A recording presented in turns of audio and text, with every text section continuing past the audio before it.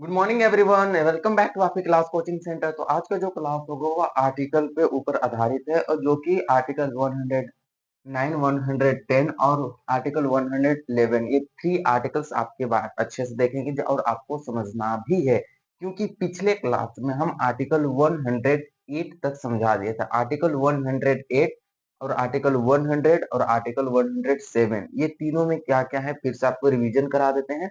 Article 100 में quorum है। Quorum कितने हैं? 1/10 है, 1/10 है।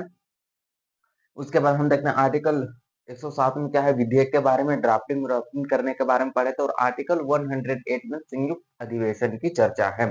तो संयुक्त अधिवेशन कौन बुलाते हैं? राष्ट्रपति बुलाते हैं। इनकी अध्यक्षता कौन करते हैं? लोकसभा के अध्यक्ष करते हैं। कौन सबसे ज्यादा, किसकी संख्या सबसे भारी होती है संयुक्त अधिवेशन में? तो लोकसभा, लोकसभा की बोलबाला होती है। इतने समझ में आ गया था।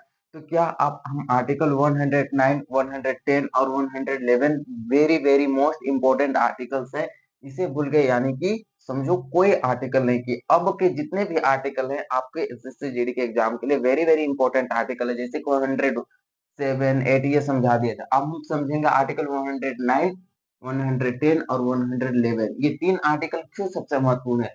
क्योंकि सबसे पहले तो है कि इसमें धन विधेयक की चर्चा है। तो आर्टिकल 100, ये है आर्टिकल 109 में धन विधेयक की चर्चा है। कौन से विधेयक की चर्चा है? धन विधेयक। धन विधेयक क्या होता है? और आर्टिकल 110 में धन विधेयक की परिभाषा, जिसे हम सबसे पहले जानेंगे कि धन विधेयक की परिभाषा। कौन से धन विधेयक, कौन सा विधेयक धन विधेयक होता है, कौन सा विधेयक धन विधेयक नहीं होता है, इसके बारे में सर्वप्रथम जानेंगे। तो आपको कुछ, कोई भी याद, कुछ चीज याद नहीं रखना है। आपको मात्र इतना ही जानना है कि पैसा से संबंधित कोई भी विधेयक आया वह धन विधेयक है। चाहे पैसा से रिलेटेड या उससे संबंधित कोई विधेयक आता है तो वह धन विधेयक आता है। धन विधेयक केवल लोकसभा में आती है, राज्यसभा को इससे शक्ति प्राप्त नहीं है। तो राज्यसभा को इधर शक्ति प्राप्त नहीं है। मात्र धन विधेयक किस सभा में आ सकते हैं? तो यह लोकसभा में ही आ सकते हैं। क्या राज्यसभा में धन विधेयक आते हैं? नहीं, धन विधेयक राज्यसभा में नहीं आते हैं। अगर इसमें पास होके भी गया तो राज्यसभा इसे 14 दिन से अधिक तक नहीं रोक सकते हैं। ठीक है। तो उसमें हम कहते हैं कि धन विधेयक की परिभाषा के बारे में चर्चा है। पैसा से संबंधित प्रत्येक विधेयक धन विधेयक कहलाता है। जैसे संचित निधि हो गया। जैसे कि कौन कौन धन विधेयक हो गए? जैसे कि संचित निधि, सरकार की एक खजाना होता है। संचित निधि सरकार का एक बैंक या तो खजाना होता है, जिसे हम क्या कहते हैं? संचित निधि कहते हैं। बाद में पढ़ाएंगे आसमान की दिन संचित निधि। बात इतना ही समझना है आपको। संचित निधि क्या है? एक पर्स है सरकार का।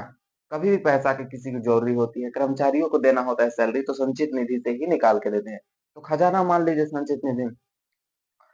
तो जितना भी मान के चलिए सरकार कहीं से ऋण लेते हैं, कोई भी देश से ऋण लेते हैं, ये कौन सा विधेयक है?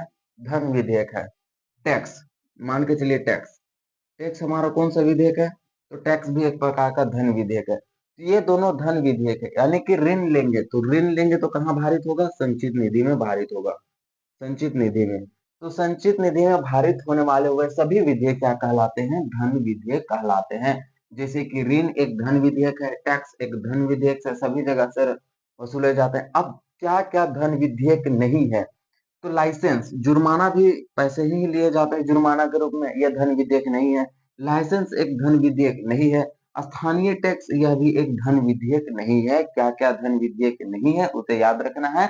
जुर्माना एक धन विधेयक नहीं है, लाइसेंस एक धन विधेयक नहीं है, और स्थानीय टैक्स एक प्रकार का धन विधेयक नहीं है। तो धन विधेयक की परिभाषा किसमें चर्चा है? आर्टिकल 110 में। आर्टिकल 110 को समझें, उसके बाद हम नौ समझेंगे। तो धन विधेयक की चर्चा आर्टिकल 110। 10 क्या कहता है? पैसा से संबंधित सभी विधेयक कौन सा होते हैं? धन विधेयक कहलाता है।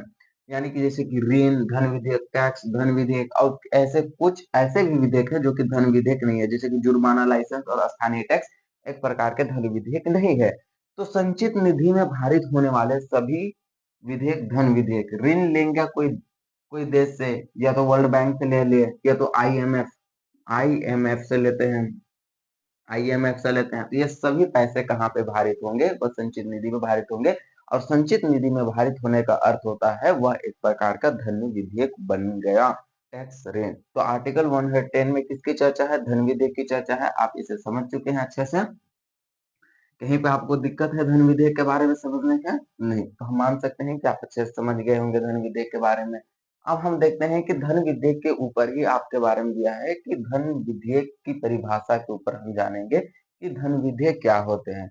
तो धन विधेयक की चर्चा कितने में है? तो आर्टिकल 109 में, और धन विधेयक की परिभाषा की चर्चा आर्टिकल 110 में। तो मान के चलिए ये हमारा लोकसभा है, एक है राज्यसभा होते हैं, और एक होता है लोकसभा। तो हम क्या कर सकते हैं कि राज्यसभा में ही केवल धन विधेयक आएंगे। तो धन विधेयक कहाँ पे आएंगे? केवल राज्यसभा में ही आते हैं धन विधेयक। लेकिन क्या लोकसभा में धन विधेयक आता है? नहीं, सॉरी, हम उल्टा बोलते, ठीक है। लोकसभा में ही केवल धन विधेयक आते हैं, राज्यसभा में धन विधेयक नहीं लाए जाते हैं।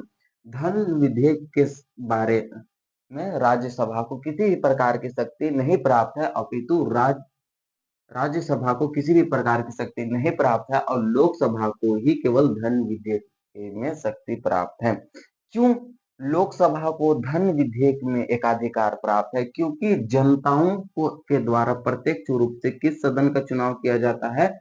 लोकसभा से चुनाव किया जाता है। लोकसभा का जनता प्रत्यक्ष रूप से चुनाव करते हैं, इसलिए केवल धन विधेयक, पैसा से संबंधित मामले में केवल लोकसभा को ही शक्ति प्राप्त है, राज्यसभा को शक्ति प्राप्त नहीं है, क्योंकि राज्यसभा का जो चुनाव होता है वह अप्रत्यक्ष होता है, लोकसभा का चुनाव प्रत्यक्ष होता है। इसलिए कभी भी कोई भी धन से संबंधित विधेयक आएगा वह लोकसभा में ही आएगा, राज्यसभा में नहीं आएंगे। क्या राज्यसभा में आएंगे? नहीं आएंगे। क्या लोकसभा में आएंगे? बिल्कुल आएंगे।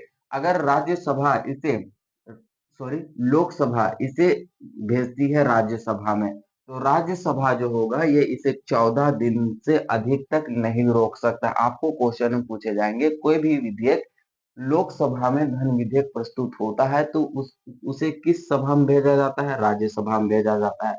उस दौरान राज्यसभा धन विधेयक को कितने दिन तक मिनिमम रोक के रख सकते हैं? तो मात्र 14 दिन तक ही धन विधेयक को रोक कर रख सकते हैं। कौन सा विधेयक धन विधेयक है, कौन सा विधेयक धन विधेयक नहीं है, ये लोकसभा अध्यक्ष डिसाइड करते हैं। कौन करते हैं? तो लोकसभा के अध्यक्ष डिसाइड करते हैं।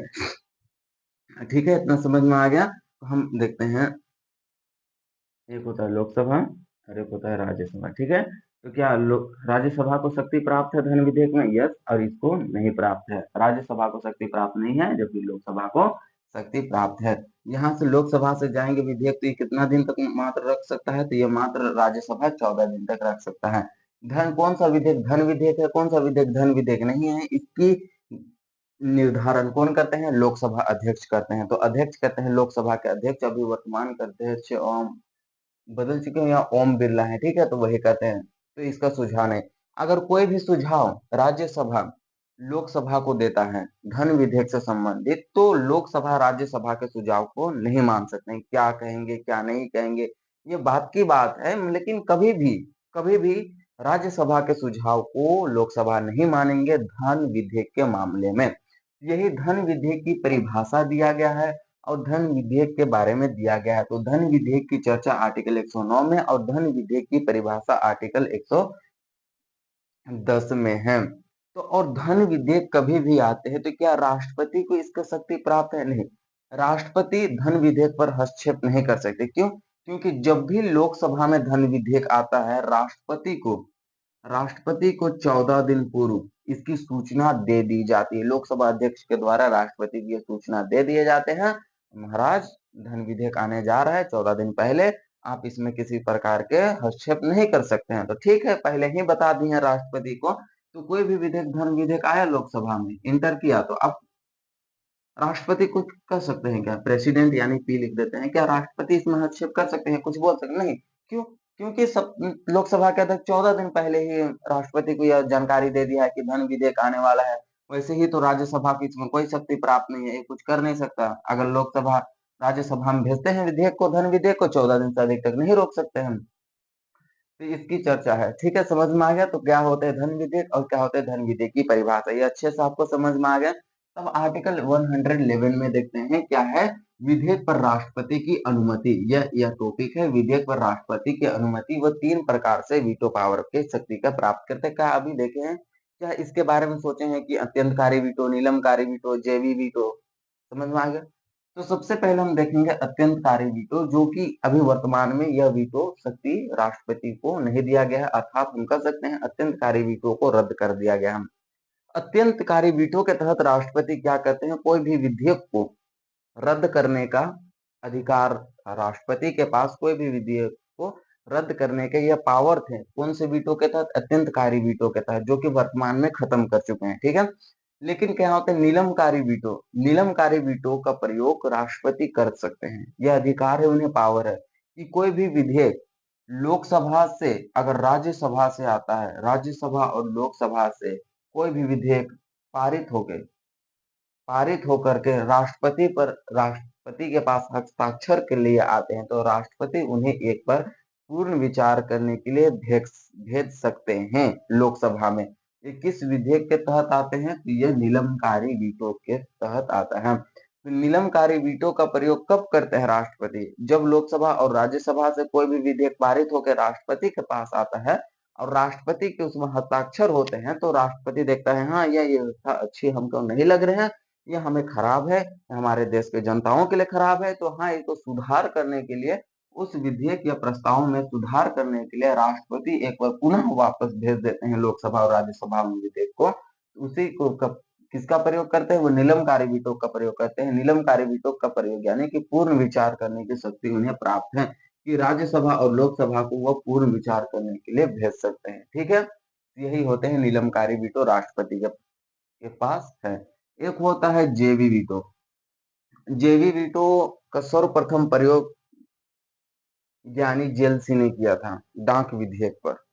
अब जेवी वीटो क्या होता है, अब राष्ट्रपति कहेंगे ना, विधेयक आया, कोई भी प्रस्ताव पारित होकर राष्ट्रपति के पास आता है, ना तो उसे वो हस्ताक्षर करते हैं उस पर, ना ही उसे वापस भेजते हैं, उसे अपने पास रख लेते हैं हमेशा के लिए, नहीं देंगे, ना हस्ताक्षर करेंगे ना वापस भेजेंगे, नहीं देंगे। तो वही हो गया जेवी वीटो। जेवी वीटो का मतलब ही होता है कि राष्ट्रपति उसे हमेशा के लिए अपने पास रख लेते हैं, ना उस पर हस्ताक्षर करते हैं और ना ही उसे वापस लोकसभा या तो राज्यसभा को देते हैं।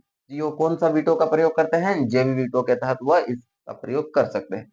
तो जेवी वीटो राष्ट्रपति को यह शक्ति देता है कि कोई भी विधेयक आए हमारे पास आता है तो आप उसे रख सकते हैं, जेवी वीटो के तहत ना भेज सकते हैं। तो आर्टिकल 111 में ये 3 पावर थे जो कि वर्तमान में अत्यंतकारी वीटो को समाप्त कर दिए गए हैं। 2 वीटो का प्रयोग करते हैं राष्ट्रपति, एक होता है निलंबकारी वीटो।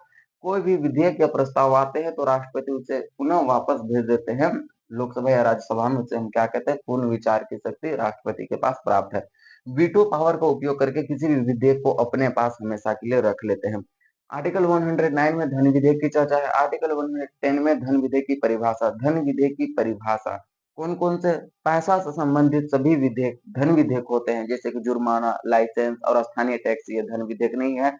ऋण और टैक्स ये धन विधेयक है। और धन विधेयक की परिभाषा धन विधेयक है। और धन विधेयक क्या होते हैं, 14 दिन पूर्व राष्ट्रपति को सूचना दे दी जाती है, 14 दिन तक फिर राष्ट्रपति से रोक कर रखते हैं। वैसे के लिए अगर 14 दिन ना रहे, ऑप्शन में कितना दिन पूर्व सूचना दी जाती है राष्ट्रपति को, 14 दिन ना रहे और 15 दिन रहे, तो आप ऑप्शन में 15 दिन भी लगा सकते हैं, ठीक है। ये 14 या तो 15 या दोनों में से एक डेट आते हैं। इतना समझ में आ गया। तो धन विधेयक और धन विधेयक की परिभाषा और राष्ट्रपति की विधेयक पर राष्ट्रपति की अनुमति, ये सभी आपको अच्छे से समझ में आ गए। तो इस भाग 5 में संघ यानी कॉन्स्टिट्यूशन यानी कि जितने भी हैं राष्ट्रपति से लेकर के उपराष्ट्रपति, उनके विधेयक, उनकी शक्ति के बारे में दिया गया है। यदि इस क्लास मिस करते हैं और नेक्स्ट क्लास भी आप मिस करते हैं तो आपको शायद प्रॉब्लम हो सकते हैं एग्जाम के लिए, काहे कि नेक्स्ट क्लास में हम वित्त विधेयक के बारे में देखेंगे, धन विधेयक, फिर वित्त विधेयक, फिर बजट के बारे में देखेंगे, फिर संसद में विभिन्न प्रकार के प्रस्ताव आते हैं, समितियां बनाई जाती है, शून्यकाल, प्रश्नकाल, क्या क्या कार्य किए जाते हैं, उसके बारे में देखेंगे। तो आप नेक्स्ट क्लास का भी वेट कीजिए। कल आपको इसके क्लास नेक्स्ट क्लास में वित्त विधेयक के बारे में बता देंगे, अभी वर्तमान में इस विधेयक के बारे में आपको अच्छे से बता दिए हैं, ठीक है। तो फिर धन्यवाद, थैंक यू, फिर हम नेक्स्ट क्लास में मिलते हैं।